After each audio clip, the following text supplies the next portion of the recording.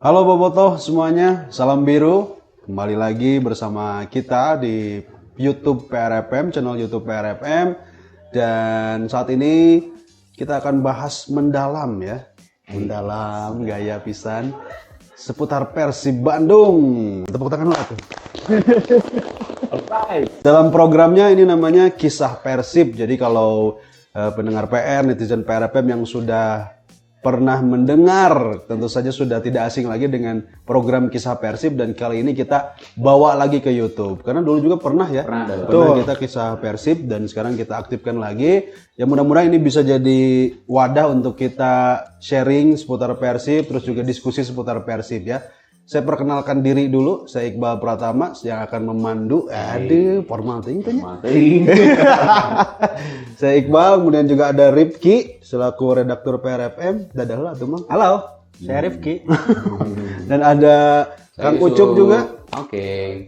Nah, kita akan ngomongin soal Persib tentu saja ya. Karena kemarin sudah ada laga uji coba juga. Terus squad sudah diumumkan ya. Nah, kira-kira gimana nih pandangan teman-teman di PRFM tentang skuad Persib 2025-2026 ini. Tapi sebelum nanti dijawab tentang skuad Persib, pandangan dari Rifki dan Ucup, ini kita podcast kali ini khusus ya, karena kita ada di tempat yang spesial sekali.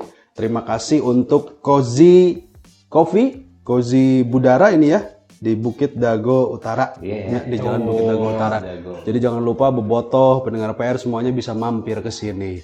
Patokannya mudah ya, deket Dago Tihos. Dago Tihos, oke ya. Tempat nyaman banget ya, Dan kita juga sangat nyaman sekali dan cocok buat nongkrong, buat ngobrol-ngobrol kayak kita sekarang ya Bal ya. Iya, kita langsung pesan kopinya dan ada snack dan lain-lain. Nuhun pokoknya mah untuk Cozy Kopi ya. Mantap. Jadi kumaha nih skuad Persib 2025-2026 ini sudah memuaskan atau seperti apa? Dari Rifki, Bangga.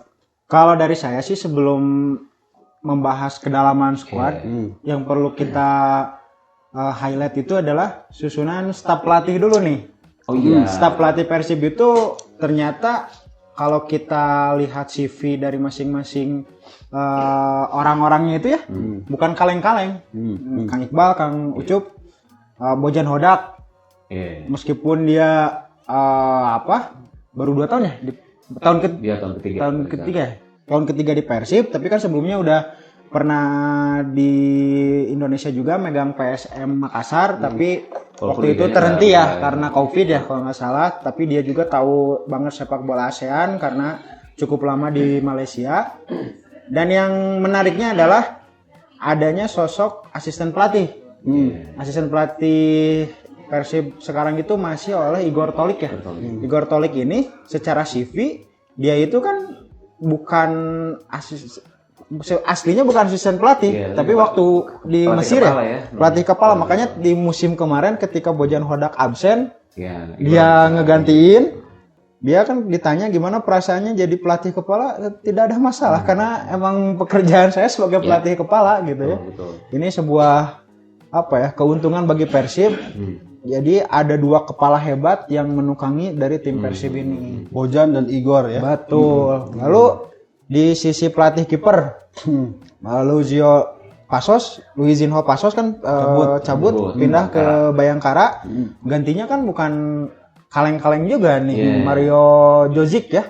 Mario Djordjic kita lihat di beberapa sesi latihan Persib itu 3 kiper Persib plus 1 kiper muda yang dari akademi kan kelihatan gitu ya disiksanya seperti apa. Walaupun metode latihannya jauh berbeda seperti Passos, tapi kalau kita lihat bagaimana di pertandingan kemarin melawan WSW, Teja Paku Alam yang selama ini kita ketahui dalam build up-nya itu kurang ya, mulai terbiasa untuk build up ya. Tapi setuju juga sih ya, Bang, dan juga kalau melihat sebuah tim seperti Persib yang kembali meraih gelar back to back tahun lalu, mungkin peran dari sosok di belakang layar tuh terkadang sering dilupakan gitu ya, seperti pelatih, asisten pelatih, bahkan seorang kitman pun sering dilupakan gitu. Padahal kan sosok-sosok itu adalah peran penting untuk menyiapkan bagaimana performa tim di lapangan itu bisa bagus gitu ya. Dan memang satu kredit poin dari manajemen Persib saat ini untuk menatap musim depan adalah tidak mengganti susunan kepelatihan. Bojan Hodak tetap dipertahankan, Igor Tolik tetap dipertahankan, Miro Patrick juga ya masih di pelatih fisik, dan juga ada tambahan dari Mario Josic di sektor penjaga gawang. Dan memang kalau kita lihat dari latar belakangnya, mereka tuh kan dari negara Kroasia. Betul. Secara nggak langsung kan dalam hal bahasa juga mereka tidak akan terkendala gitu. Dan memang pemilihan asisten pelatih ini memang murni ditunjuk langsung oleh Bojan Hodak, yang tentu saja dia sudah tahu begitu bagaimana karakter si asisten pelatihnya ini. Di samping nanti mungkin para asisten pelatih ini akan memberikan program-program khusus mungkinnya untuk para pemain, karena kemarin waktu Persib TC di Thailand ini memang salah satu program yang baru dilakukan Persib, melakukan training camp di luar negeri. Kalau tidak salah ya, di Thailand itu baru pertama kalinya. Dan memang selama 10 hari di Thailand hingga 27 Juli kemarin, memang seluruh pemain, karena ini pemainnya hampir rata-rata sekitar 70% mungkin ya pemain baru, memang dibutuhkan chemistry yang kuat. Nah, untuk membangun chemistry yang kuat ini memang harus ada kepala-kepala yang sudah terkoneksi dengan baik gitu kan. Betul nggak? Ya kayak kemarin kan Bojan, Igor itu udah tahu kan gitu programnya seperti apa, jangka panjang, jangka menengah, dan jangka pendeknya seperti apa. Dan kita lihat memang di pertandingan kemarin melawan USW sudah mulai tercipta chemistry ini jika dibandingkan dengan Piala Presiden kemarin. Sangat cukup apa ya, terlihat Ada perbedaan terlihat kontras perbedaannya gitu ketika baik itu dari segi bertahan dan juga menyerang. Tapi kalau saya menggarisbawahi terutama di pertahanan. Bagaimana Bojan Hodak ini benar-benar menyiapkan skuad untuk lini belakang ini benar-benar sangat telaten ya.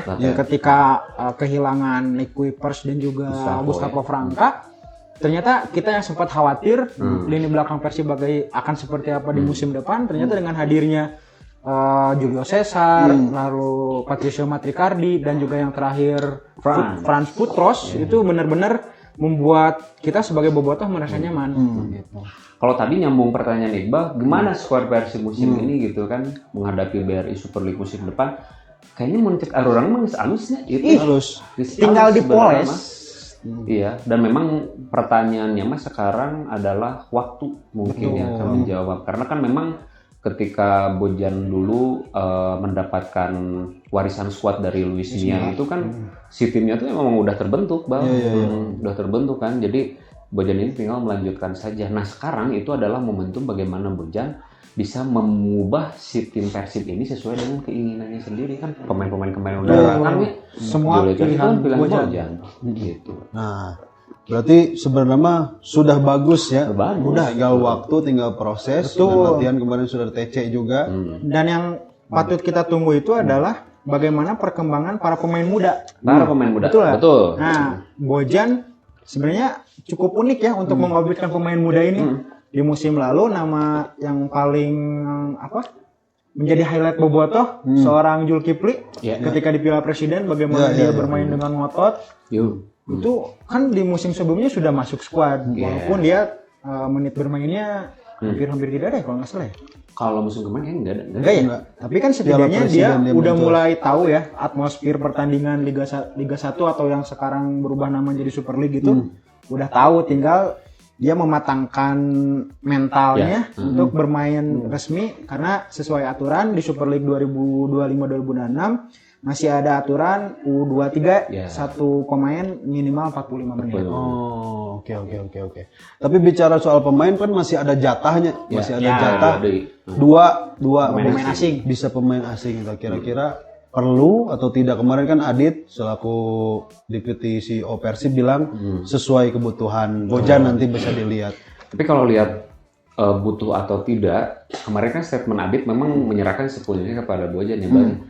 Tapi kalau dari kita sih sebagai bobotoh, kayaknya kalau melihat target Persib musim ini yang ingin menjadi juara Liga dan juga melangkah lebih jauh di Asia, sepertinya memang harus dia tambah lagi untuk dua pemain asing ini. Mungkin untuk di sektor striker kali ya. Kalau saya lihat sih striker, karena kemarin kan Ramon cedera kan dan juga William Barros masih belum senyetel dengan permainan. Ditambah lagi kan stok cadangan di striker itu Dimas Derajat yang memang dari segi kebugaran fisiknya juga kan kerap cedera gitu. Sepertinya harus ada ditambah deh striker lah gitu. Tapi dalam tanda kutip strikernya yang dia udah tahu gitu kultur sepak bola di Asia seperti apa gitu. Karena memang Persib kan sekarang mau berlaga di Asia gitu kan. Kalau kemarin Barros memang kalau secara CV kan dia pernah main di Liga Kuwait gitu kan.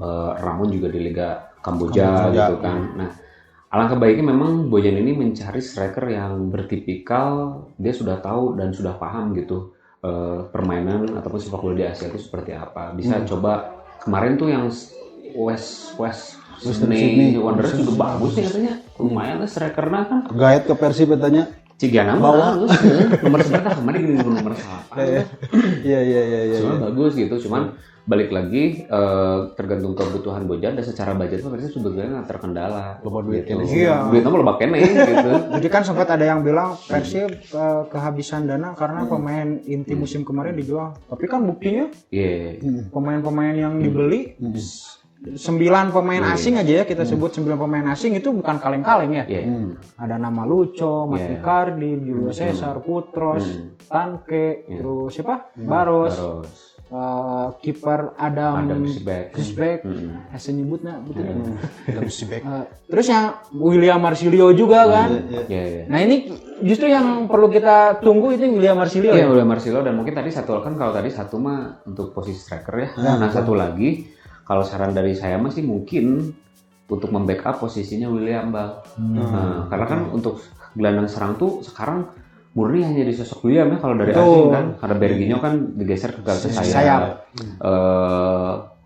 Lucho sedikit ke belakang kan jadi di playmaker gitu. Kayaknya untuk backup William karena mungkin di kondisi pertandingan Persib di Liga ada pada khawatir cedera, tidak ada pemain yang membackup yang levelnya hampir sama.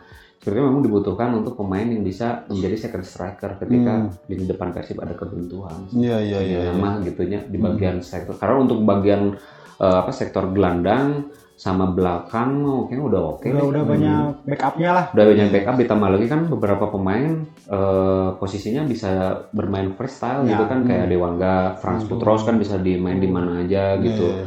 Jadi kayaknya untuk sektor tengah belakang mah udah oke, kiper juga udah oke, tinggal mungkin yang menjadi PR kalau memang nanti Bojan mau nambah pemain asing itu di sektor striker sama di gelandang serang mungkin. Attacking midfielder. Mungkin tipikal-tipikalnya kayak Tyron lah, kayak musim lalu lah gitu. Oke. Karena William juga kan kayak si tipikalnya si Tyron ya. Karena itu tipe-tipe pemain seperti William dan juga Tyron itu bukan hanya sebatas yang mengalirkan bola gitu, tapi dia juga bisa menjadi buka ruang, kreator. Bahkan menjadi eksekutor gitu. Karena kita lihat musim kemarin ketika kita punya DDS, punya Ciro, tapi kan yang jadi top skor di malah Tyron gitu. Ini jadi bukti bahwasanya Bojan ini adalah pelatih yang cukup adaptif ya, bisa menyesuaikan si pemain apapun itu. Tapi paling enakin main-mainnya sejauh ini sih pemain asingnya kelihatan rada geunaheun ya cek saya namanya Luciano. Paling Luciano. Walaupun kadangnya beberapa orang mau botohnya ningali meureun kan si Luciano teh teu bisa ngagolkeun, teu bisa teu bisa lompat kan. Tadi kan di orang mah penting lompat tarik, gocap gicek gitu kan. Padahal Lucho itu punya peran penting di sektor tengah Persib. Dia itu sebagai penyeimbang. Penyeimbang. Kalau musim lalu kita lihat ada nama Deddy Kusnandar ya. Deddy Kusnandar, mungkin orang lihatnya Deddy Kusnandar ini mana sih? Pegang bola jarang. Terus menyerang enggak. Tapi kan ternyata ketika Deddy Kusnandar tidak ada kan, Bojan Honda sempat bingung siapa nih yang harus mengisi untuk menggantikan posisi Deddy Kusnandar. Dan sekarang setelah ada Lucho terisi itu puzzle itu. Jadi nanti Luciano ini bisa gantian dengan Deddy ya. Bisa gantian dengan Deddy. Oke, kita tunggu berarti 2 pemain asing. Ya. Kalau misalkan Bobotoh bisa bersuara, kita bisa bersuara. Kira-kira kita striker dan attacking midfielder. Iya, kalau dari kita sih gitu sih ya. Iya. Kita tulis di komen lah ya, tulis di komen. Ayo 2 deh. Terus kemarin kita juga selain melihat squad yang diumumkan, kita juga melihat jersey yang diumumkan. Wih, jersey dulu lain. Oh, lain ya. Bintang opat. Nah, itu kalau jersey kita kan bicara kalau brand apparelnya adalah Kelme ya, dari Spanyol. Mungkin ada tanggapan seputar jersey ini? Kalau saya sih setuju ya dengan statementnya Kang Adit. Dipilihnya Kelme yang merupakan brand internasional ini sebagai pembuktian posisi Persib itu ada di mana gitu. Karena kan Kang Adit di beberapa podcast termasuk di kita kan menyatakan musim 2025-2026 Persib ini tidak mengejar Liga 1 atau Super League, tapi fokusnya adalah di Asia. Ketika kita berlaga di Asia, maka peluang Persib untuk lebih mendunianya ini gitu ya kan lebih terbuka gitu. Maka dengan brand Kelma ini sebuah apa ya, pilihan yang tepat sih kalau menurut saya. Secara desain mah itu mah tergantung selera ya. Karena rata-rata Bobotoh kemarin ketika jersey ini resmi diluncurkan banyak sekali pujian gitu. Dan ada juga yang mungkin yang utamanya harganya mahal teuing. Nah, kan ayah harga mahnya harga. Ada tiernya ya. Ada player issue, ada replika, ada supporter edition. Nah, lamun ciga urang mah geus supporter edition gitu lah teu kudu yang player issue. Supporter edition 200.000, replika 599, yang player issue 100 juga 200 lah gitu. Tapi memang secara desain, secara kualitas kemarin juga disampaikan Kang Adit dan juga manajemen juga ini kualitasnya bagus sekali gitu kan. Kita lihat kemarin pas lawan WSW baju Beckham ditarik kan. Ditarik kuat kayaknya kan nagen kayaknya. Ya mudah-mudahan lah dengan adanya jersey baru ini juga juga seiring prestasi juga lebih bagus. Karena kan banyak yang muji itu justru jersey away. Karena yang belang biru pada putih. Biru bodas itu juga Espanyol. Sarua Kelme oge nya Keren. Karena itu baju Persib atau jersey Persib sekarang itu bukan sebatas jersey kalau sekarang ya. Di era sekarang itu jersey bola itu bukan sebatas bukan buat main bola karena sekarang bisa dipakai buat kasualan. Terus yang paling cukup menarik adalah untuk jadi bahan koleksi. Karena itu nanti ketika berjalannya waktu itu bisa menjadi barang langka dan punya nilai jual yang cukup tinggi. Tapi kemarin mah gini kan si Teh Padmanya, manajer retail Persib Store sempat sampaikan juga menanggapi, aku mah itu minta maaf kumaha. Karena harganya beda dengan yang brand sebelumnya.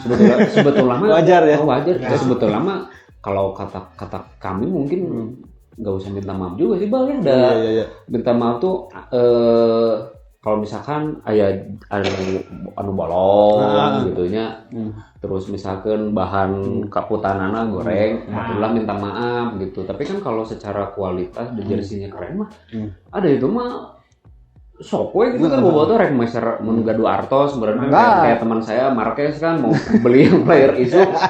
Mang pengen yang player issue sebar hargana 1.200.000 guys. Beli bang, bayar pay letter guys, cek mainnya beli we gitu. Toh ternyata Persib sendiri kan memberikan pilihan ya.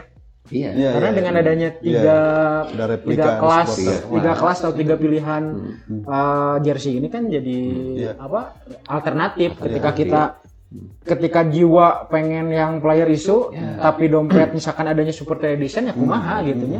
Gitu. Ini jadi sebuah keleluasaan buat bobotoh. Dan ini uniknya kemarin tuh kan Tevarma juga sempat on air di PRFM. Jadi jersey Persib musim depan, bukan musim sekarang, musim 2026-2027 itu udah mulai didesain. Kemarin tuh Mang. Terus langsung aja untuk masa depan udah mulai dipikirin nih musim depan desainnya kayak gimana, kayak gitu. Dan pasti ada makna-makna kan di jersey itu-nya. Jadi kan kalau jersey yang sekarang kan identitas temanya kan City of Champions. Temanya kan ini jersey ada identitas gitu. Dan memang ketika si bobotoh beli jersey itu yang tadi Rifki sampaikan gitu kan, tidak hanya sebagai baju aja, tapi ini sebagai identitas kita bahwa kita lahir di kota juara. Keren kan ya? Mantap sih. Modelnya si ketua Viking itu kan Tobias Oke. Jersey pokoknya mah order aja untuk mendukung klub kebanggaan kita juga nya. Betul, lebih baik beli yang original karena itu untuk keberlangsungan Persib. Keuangan Persib OG-nya kita support bersama-sama. Jadi jualan deh. PRFM juga insya Allah sudah ngobrol dengan Teh Padma nanti bisa resmi juga itu resmi bisa juga ke PRFM tapi nanti belum ya semuanya bobotoh. Nah kemarin juga saya kan ke GBLA tuh ternyata sekarang mah ada UMKM-nya setiap pertandingan ada UMKM. Jadi itu katanya upaya juga supaya Persib main teh semua juga ikut meningkat. Kumaha tanggapan emang haus sih kurang di ayeuna kan Maung chicken nya, Kang Eko Maung kan. katanya. Nuhun pisannya Kang Eko Maung. Kayak di saat ekonomi sedang lesu gitu kan, perlibatan UMKM ini justru menjadi oase di tengah padang pasir kayaknya gitu kan. Jadi memang sangat bagus sekali gitu ya. Iya. Karena kan Bandung teh kan terkenal dengan kulinernya, Kuliner. dengan UMKM-nya yang kreatif gitu kan. Hadirnya Persib ini ya memang bisa jadi sport tourism Bang. Iya. Jadi tidak cuman kita nonton bola aja, tapi kan kita kesana juga sambil nonton bola, sambil jajan, sambil menikmati kuliner, bari potongan kan. Benar. meningkatkan perekonomian juga. Jadi itu kalau saya sih kembali lagi ke statement Kang Adit lagi. Jargon Persib nu aing ini benar-benar termanifesto dengan baik gitu. Dengan hadirnya UMKM. Persib Jadi, nu aing teh nya. betul, UMKM pun merasakan gitu dampaknya dari Persib itu sendiri gitu kan. Persib berarti hitungannya sebulan 2 kali modelnya main di GBLA. Ya. Kan kalau misalkan dalam 1 bulan 4 minggu kan biasanya dua-duanya 2 away 2 home. Ya, 2 minggu lah UMKM lumayan lah ada pemasukan dengan kunjungan bobotoh maksimal tuh ya 20 sampai 30 ribuan lah nya bobotoh. Acan meureun petugas, ada petugas kira lapar modelnya. Kan itu bisa jajan juga gitu. Tapi kemarin rame Bang. Rame. Ya. Jadi ketika kita masuk ke ring 2 berartinya seputaran parkiran kan. Nah, itu langsung ada booth UMKM ngejajal. Harganya kumaha hargana? Terus booth sponsor. Harga standar. Standarnya. Standar UMKM. Udah kan dulu mah nonton Persib teh terkenal dengan ngabot teramna teh. Kurang teh kan pas di Siliwangi nya di rumah teh kan mau rantang dan rasa pisannya beuh kan. Iya. Mudah-mudahan dengan adanya UMKM ini budaya-budaya kita sebagai masyarakat Sunda teh nya ngabot teram gitu kan bari lalajo Persib teh bisa aya di Mudah-mudahan. Paling hiji sih yang perlu diingat bersama ya, Kang Iqbal, Kang Ucup.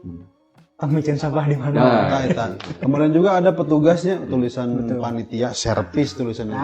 Itu ada yang bagian bawa keresek. Cashbacknya. Sampahna ka dieu gitu. Karena GBLA ini kan sekarang bukan sebatas stadion kan, karena kan Persib punya Terus berbenah. punya apa? Tujuan ataupun program yang jelas lah untuk GBLA ini kan. Makanya kita harus jaga bersama-sama minimal ketika kita datang ke stadion ya menjaga kebersihannya gitu. Jadi tidak khawatir sih soalnya istri saya juga kemarin kan pertama tuh ke GBLA. Awalnya takut siun posodok-sodok teh. Sama siun aya nu ribut segala rupa sama anak juga tapi ternyata nyaman alhamdulillah. Kamar mandi banyak untuk Musola ada ya? musola juga banyak. Ya mudah-mudahan bisa terus ditingkatkan ya. Betul. Dari kualitas di lapangannya, rumputnya, gawang dan lain-lain. Jadi kita harus jaga bareng-bareng. Nah, kabarnya ini juga ketika kita nonton Persib nanti jadi bisa beli paket tiket gitunya. Ya, ada season pass. Season pass. Nah, itu season pass itu kayak gimana? Jadi season pass ini Bang kan Persib teh mulai musim depan tehnya 2025-2026 teh kan ada pertandingan kandang tuh. Kalau dilihat dari jadwal mah kurang lebih ada 17 laga kandang. 17 laga kandang. Tentunya kan bobotoh teh nya pasti kan excited ya. Hayang ngomong pertandingan big match-nya sih lawan Persija, Persibaya gitu kan. Nah, daripada lieur war tiket. Jadi sebetulnya terobosan terbaru, terobosan keren lah musim saya mah musim ayeuna ketika adanya season pass ini. Jadi bobotoh Lebih mudah untuk nonton pertandingan selama semusim teh. Jadi orang bayar berapa juta ya tadi teh yang VIP teh 5 juta gitu menurut salah 5 ya, juta tergantung kelasnya kan ya. tergantung kelasnya orang teh bisa nonton sama musiman nonton di GBLA. Oke. Dan kalau dihitung secara matematika Lebih lebih murah sebenarnya mah dibandingin orang beli tiket hijian gitu nih. Gopay kan emang berapa 400 ya? Ya 400 ribu kan lebih murah sebenarnya. Jadi lamun diibaratkan di toko mah eceran yang grosir deh. Acara yang grosir kaitung nanti tadi saya ngobrol jeung Kris teh kaitungna 17 laga teh orang bayar 10 pertandingan. Lamun pakai season pass nya. Iya. Jadi terobosan baru itu dari manajemennya. Sama hiji deui Mang. Mencegah calo nu kitu. Karena kan geus bukan samusim.